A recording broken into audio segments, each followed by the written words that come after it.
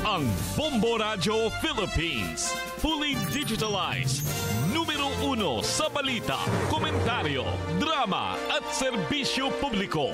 Bombo Radio Philippines. Bombo Radio Philippines. Ang inyong #1 at most trusted radio network in the country. Basta Radio Bombo.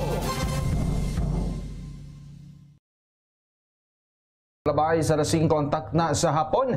Mga kaigsunan niyan ng paghatod sa panguluhan sa mga balita karong hapon na sa itong top story. Congressman Alvarez og ang mga kaubanan usab ni Alvarez pasaka na og kaso batok ang Speaker Romualdez og mga kaubanan sa Ombudsman. Sa balitang lokal, lalaking naduok og pasahero problemado matud pa sa iyang kaugalingon ay kanasigon sa kapulisan. Sa itong balitang national, mga senator judge gitambagan ni Senator Escudero nga magtuon una. Sa balitang international, Hamas gikondena ang pamahayag ni Netanyahu nga tukuron ang Palestinian state sa Saudi Arabia. Itong balitang espesyal, lalaking nakapalit og baratong plato na diskubrehan nga nagagikan pa kini sa dugay na nga panahon sa China. Sa balitang negosyo, minilyong trabaho sa BPO mahimong mawagtang gumikan sa artificial intelligence. Sports balita, EJ Obiena nakaangkon og bulawang medalya sa torneo sa France. Sa showbiz balita, Karil, gitawag nga fake news ang balita nga buntis ang maunay hisgutan. 4 minutos niya kalabay sa lasing kontak na sa hapon karong pagsubay na usab karon mga kabombo mayong hapon sa inyong tanan. Welcome sa itong Bombo News and Views afternoon edition. Adlaw karong Lunes pitsa-10 ning bulan sa Pebrero tuig 2025. Nanukad gikan sa News Information Center sa Bombo Radio Davao kini yung mga tigbalita. Kini si Bombo Donamy Aleviola. Kini usab si Bombo Limbel Duero karong pagsubay na sa detalye sa itong top story gisang ata ni Representative Pantaleon Alvarez og ni Attorney Ferdinand Topacio og lakip na usab ubang pang mga individual. Ang kaso nga do sa Ombudsman nga giduso batok kang House Speaker Martin Romualdez kan his Committee on Appropriations Chair Zaldico og si House Majority Leader Manuel Dalipe gumikan sumala pa sa insertion sa 2025 budget. Gipunting sa kaning Speaker og mga kaubanan ang paglapas sa Section 3 Paragraph E sa Republic Act 3019 ang Anti-Graft and Corrupt Practices Act. Lakip na ang falsification of legislative documents sa Revised Penal Code Article 170. Sa pagkakaroon, wala pa'y nahimo nga pamayag ang kampo ni Speaker Romualdez. 5 minutos ni kalabay sa lasing kontak na sa hapon mga kaigsunan ug karon pagsubay na usab sa detalye sa balitang lokal. Nakuhaan og video ang pagtuok sa usa ka lalaki nga pasahero sulod sa usa ka jeep sa bago applyan ning dakbayan sa Davao kaganiya kana nga buntag mga kabombo. Subay sa report sa kapulisan nahitabo kini pasado alas 9 ang takdas buntag nga samtang ang biktima nga 19 anyos nga si alias Lisa ang kalit lamang nga gituok sa lalaki nga migukod sa pampasahero nga sakyanan niya si alias Renz 26 anyos. Gumikan sa mga panghitabo nakahatod usab kini og alarma sa mga motorista. Hinungdan niya narespondihan gilayon kini sa Ulas area. Dali nga nadakpan ang suspetsado og nakaangkon kini og bunog sa kalawasan. Gumikan sa pagbukbok sa mga tao nga mirespondi usab nga diin karon gitambalan na usab kini sa balay tambalanan. Samtang ang biktima ang nalawas usab gumikan sa maong nga panghitabo. Sa inisyal nga investigasyon sa mga kapulisan padulong sumala pa ang biktima nga mo duty na unta siya nga trabahoan atol sa mga panghitabo sa gihimo nga paghinabi usab sa mga otoridad ngadto sa suspetsado sumala pa niini nga problemado kuno kini sa iyahang kinabuhi sanglit bag-o lamang namatay ang iyang kaugalingong asawa og wala sumala pa kini trabaho. Nasayran nga dunay duha ka mga anak ang suspect nga ana karon sa kustodiya sa kapulisan og gikatakda kini nga pasakahan kini og tukmang kaso. Samtang sa laing bahin gipaklaro sa mga kapulisan nga walay nahitabo nga hostage diin sukwahi sa mga unang nangguwa sa social media. Pahimangno sa mga otoridad nga magmaimpingon o mag-igmat kanunay sa palibot o gilayon nga mutawag sa mga otoridad o adunay mga panghitabo. Nakuhaan sa dashcam ang akto nga pagbangga sa pick-up type na multicab ngadto sa nakaparada nga truck sa daplin sa Krasada sa National Highway sa Barangay Astorga, Santa Cruz sa Davao del Sur. Subay sa report gikan sa kapulisan na nahitabo ang pagkabangga Multicab pasado alauna antak nagkagapon sa hapon sa nasampit nga lugar nga miresulta sa pagkaangol sa unom ka mga sakay kon pasahero. Sa investigasyon sa mga otoridad, nasiran nga ang sakay sa pick-up type nga Multicab mao sila Francis, Jolly, Lynn, Nan, Ann ug alias Ose, nagimanihoan ang mga Multicab ni alias Joe, 34 anyos nga walay driver sa license. Samtang ang driver sa Shackman truck na ilang nga si alias Nick, 32 anyos, kataga Prosperidad, Agusan del Sur. Samtang gilaw sa driver sa SUV nga si alias A sa nga 33 anyos nga taga Dumoy Nindakbayan sa Davao. Sa gimong investigasyon sa mga otoridad, ang SUV ug Multicab ang nagsubay sa kalsada sa samang direksyon nga padulong dinhi sa Dakbayan sa Davao. Subay sa makita nga video, ang SUV ang anaa sa inner lane, samtang ang Multicab ang anaa sa outer lane ug ang truck ang anaa kini nakaparking sa kalsada. Apan nakita sa video nga kalit na lamang gibanggaan sa Multicab ang nakaparada nga truck. Gumikan si kakusog sa pagkabangga nangalagpot ang masakay sa Multicab ug napadulong kini sa pikas nga lane nga hinungdan sa pagkabangga usab sa usa ka SUV. Nakayagom og dakong damyos ang pick-up type nga Multicab, ilabi na ang hud sa sakyanan nga anaa na karon sa kustudiya sa kapulisan. Gumikan sa maong pangitabo, nagpahimangno karon ang mga otoridad ngadto sa katawhan nga mag-ampingon o iobserba ang balaod trapiko aron malikayan ang susama nga paghitabo. Gipasakahan na og kasong pagsupak sa Republic Act 9165 gumikan sa illegal nga droga nga mokabat sa kapin 6 million ang duha ka mga dayo karong adlaw. Gawa sa kalambigitan sa pagpalusot og illegal nga droga, gipasakahan usab og kaso nga pagsupak sa Article 151 o kini nga ginatawag nga resistance and disobedience to person in authority or agents of a person in authority. Subay sa reports mga otoridad gila ang mga dinakpan niya sila Mijan, 46 anyos, Minyo nga residente usab sa Tubungan, Zamboanga City, ug ang kaubanan niini nga si Abden, 32 anyos, Minyo nga residente sa Walid, Hulusulo. Kay nung duman nga niadto nga nakalabay nga adlaw, nababagan ang mga naisgutan sa mga otoridad sa pag-agi niini sa Sirawan checkpoint. Gumikan ilang nga pagdala o gumikan sa ilang pagdala sumala pa og mga bulto nga illegal nga droga kun sabo atol sa gipaygan nga plain view inspection nga sakay sumala pa sa usa matod pagka color puti nga Nissan Navara pickup truck nga dunay plate number nga N1739A. So sumala pa sa mga otoridad nga nagmagahi pa ang mga naisgutan sa diyang dakpo na untang kini sa mga otoridad og pag-inventory sa mga otoridad sa mga dagkong putos sa illegal nga droga kun sabo mitimbang kini og 1,020 grams og adunay street value nga mukabat sa 6,936,000 pesos. Sa pagkakaroon mga dinakpan nga naa sa kustodiya sa kapulisan sa Turil ning Dakbayan, samtang nagpaabot na lamang kini sa Mando gikan sa korte. Samtang sa laing bahin nagdayon karon ang gihimong investigasyon sa mga otoridad kabahin sa dako nga kantidad sa illegal nga droga nga gisulayan og pagpalusot dinhi sa Dakbayan sa Davao. Nihangyo ang mga opisyal sa Northern Davao Electric Cooperative Nordeco ngadto kang Pangulong Marcos nga iveto ang duha ka mga congressional bills nga magtugod sa Aboitiz-owned Davao Light and Power Company kon DLPC nga mo take over sa franchise areas. Sa usa ka sulat nga gipadala ngadto kaniadtong Pebrero 6 nga gipirmahan sa 28 ka mga opisyal sa Nordeco ug gidawat ni Executive Secretary Lucas Bersamin. Sumala pa sa nasampit nga kooperatiba, ilang gikabala ka sumala pa nga ang mga posibleng kalapasan sa constitutional principle sa non-impairment of contracts ug ubang mga legal nga issue ug ingon man ang epekto niini sa ekonomiya ug katawhan tungod sa maong sugyot. Gihimo kini nga lakang sa pamunuan sa nasampit ka opisyal human sa duha ka adlaw nga adunay 4,000 ka mga nagprotesta. Lakip ang mga miyembro sa kooperatiba uban usab ang mga kaparian ang nagpahigay og pagmarcha sa Tagum City aron ilang ipasibaw ang mga kabalaka sa Senate Bill number 2888 ug ang House Bill number 11072 aron nga palapdan ang prangkisa sa DLPC sa Davao del Norte ug Davao de Oro.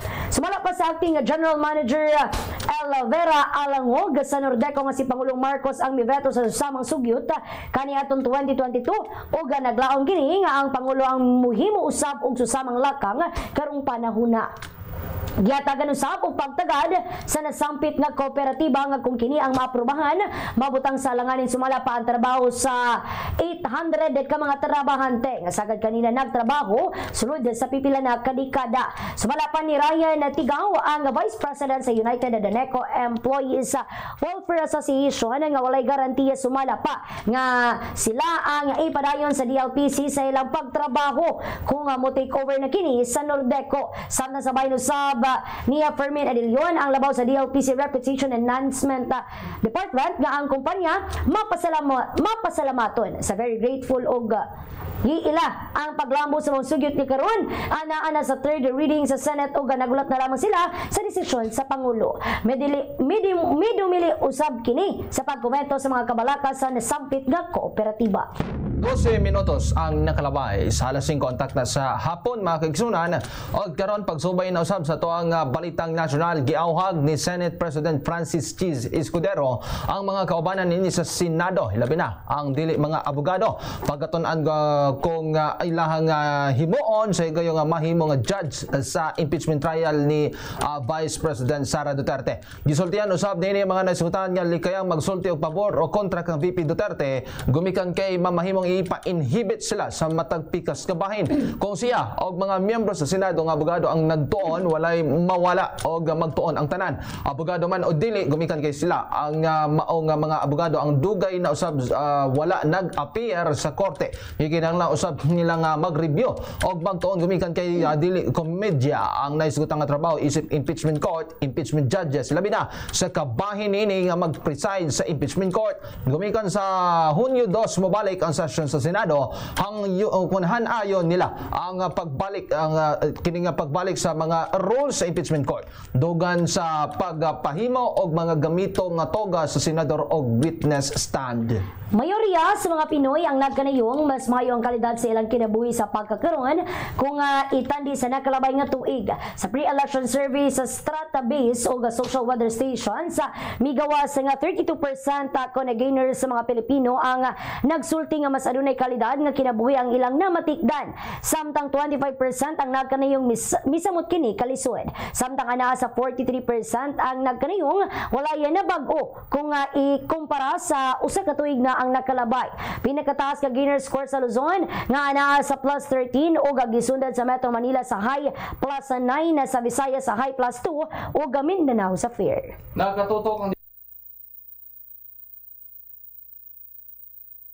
Nakatutok ang Department of Human Settlements and Urban Development kung DHSUD sa pagpatuman sa usa sa mga tumong sa Marcos administration nga magkahatod og luwas, disente og abot kaya nga pabalay sa mga kabus nga Pilipino. Gipahayag ni DHSUD Secretary Jose Rizalino Acuzar nagpabilin ang ilahang focus aron nga pangunahan ang inisyatiba sa pabalay ni Pangulong Ferdinand Marcos Jr. ang pambansang pabahay para sa Pilipino o 4PH program. Gikatakdang iselebra sa kini nga DHSUD ang ilang ikaunom nga anibersaryo o gadunay daghan nga aktibidad lakip na ang mga nahimong inisyatiba sa ahensya sa nakalabay nga unom ka tuig. Ana-ana sa katapusang bahin ang Canada ug Pilipinas sa negosasyon sa kasabutan aron hatagan og dalan ang pagdeploy sa mga sundalo. Adunay susamang Manila Visiting Forces Agreements ang Manila sa United States ug Japan ug nakiginabi usab sa France ug New Zealand taliwala sa nagkagrabing agresyon sa China. Hatagan og dalan sa kasabutan ang future participation sa Canadian troops sa large-scale joint military exercises nga gihimong matag tuig sa Pilipinas ug Estados Unidos. Misalmot usab ang Canadian Navy sa nakalabay nga mga bulan sa pagpatrolya sa West Philippine Sea kauban ang US, Australia, Pilipinas ug Japan aron ipatuman ang freedom of navigation and flights.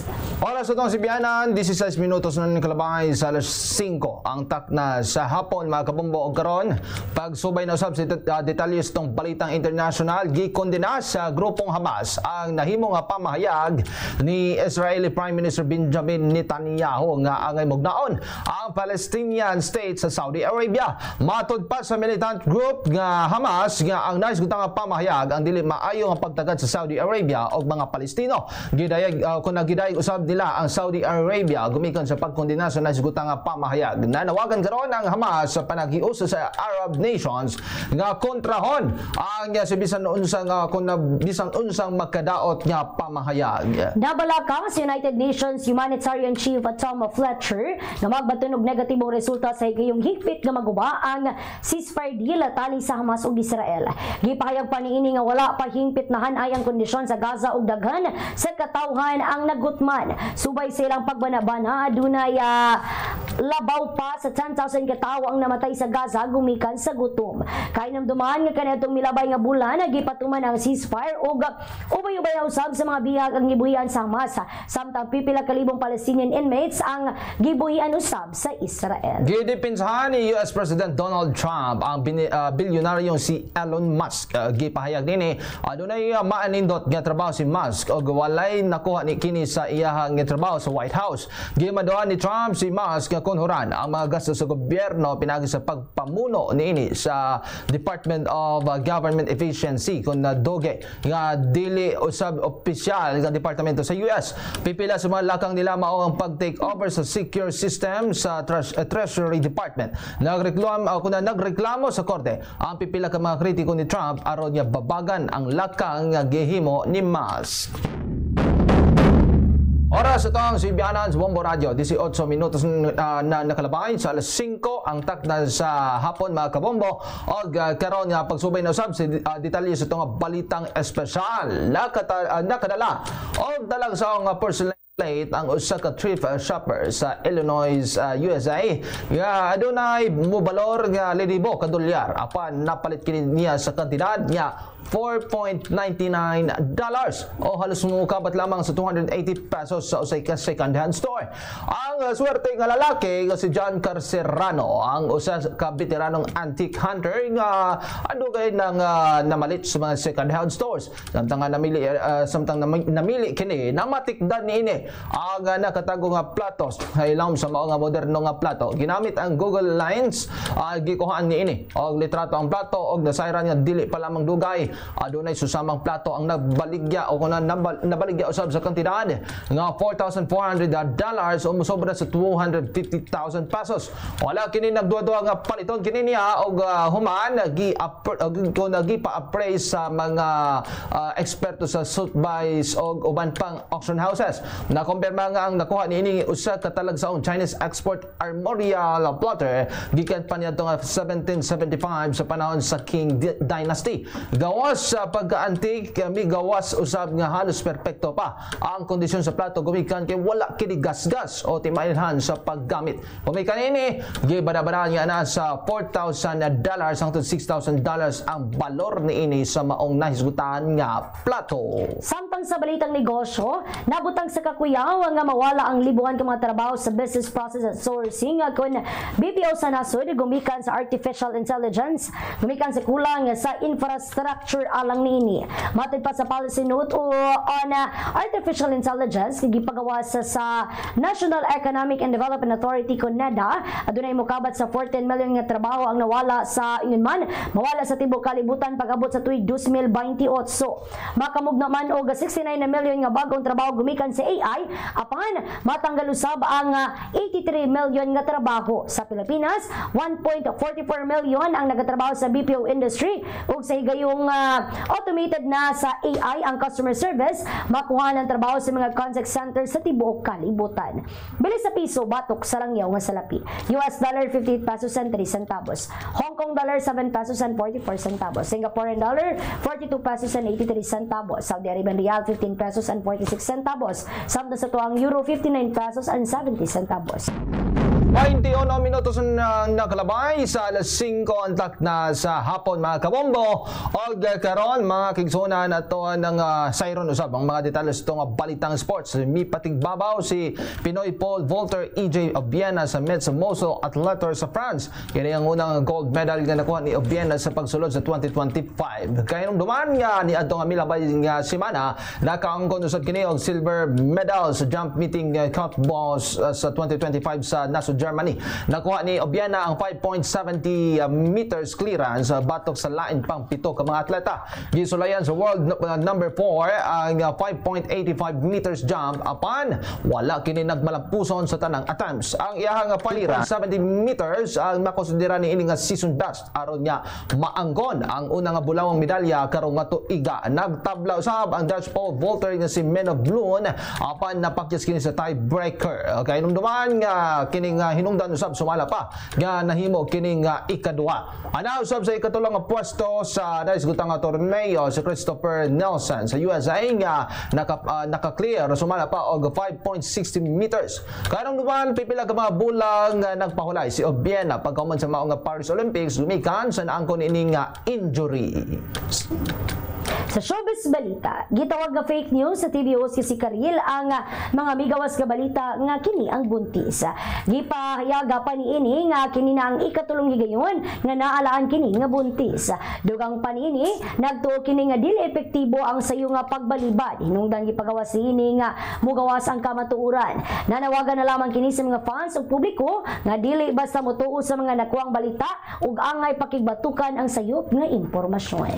Mga kabombo, 22 na ang minutos na nakalabay sa 5 antak na sa hapon o karon pag ito nga balikan ang mga nagkadiyang uluhan sa itong mga balita karong hapon na sa itong top story. Congressman Alvarez o mga kaubanan may pasaka na o kaso batok ang Speaker Romualdez o mga kaubanan sa Ombudsman. Sa balitang lokal, lalaki nga nanuok og pasahero, problemado matod pa siyang kaugalingon ay kanasigon sa kapulisan. Balitang nasyonal, mga Senator Johns gitambagan ni Senator Escudero nga magtuon una. Sa balitang international, Hamas gikondena ang pamayag ni Netanyahu nga tukuron ang Palestinian State sa Saudi Arabia. Balitang espesyal, lalaking nakapalit og baratong plato na diskubrihan nga nagagikan pa kini sa dugay nga panahon sa China. Sa balitang negosyo, minilyong trabaho sa BPO mahimong mawagtang gumikan sa artificial intelligence. Balitang pangpaugdat sa kusog, EJ Buena nakaangkon og bulawang medalya sa torneo sa France. Sa showbiz balita, Karil,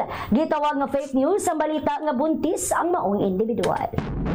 23 minutos na ang nakalabay sa 5 antak na sa hapon mga kabombo og mao kanan naglangkob sa tong Bombo News and Views afternoon edition. Adlaw karong Lunes pitsa 10 ning bulan sa Pebrero tuig 2025. Nanukad gikan sa News Information Center sa Bombo Radio Davao kini ang mga tigbalita. Kini si Bombo Doname Aliviola. Kini usab si Bombo Limuel Duero lang sa the number 1 most trusted radio network in the country, Bombo Radio Philippines, Basta Radio.